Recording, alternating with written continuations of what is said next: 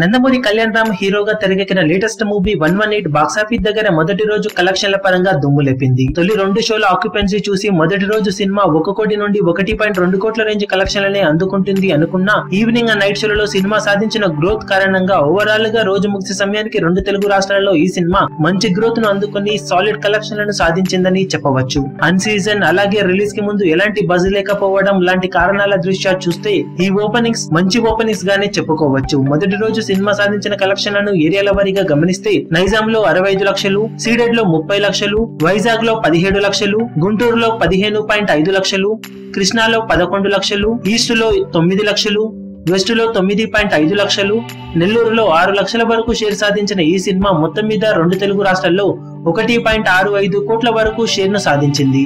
ఇక కర్ణాటక మరియు rest of ఇండియాలో 10 లక్షలు, ఓవర్సీస్ మొత్తం మీద 5 లక్షల వరకు షేర్ ను మాత్రమే అందుకోగలిగింది ఈ సినిమా. ఓవర్సీస్ లో చాలా లిమిటెడ్ థియేటర్స్ లో ఈ సినిమా రిలీజ్ అవ్వడం మొదటి రోజు కలెక్షన్లపై భారీ ఇంపాక్ట్ ని చూపిందని చెప్పవచ్చు.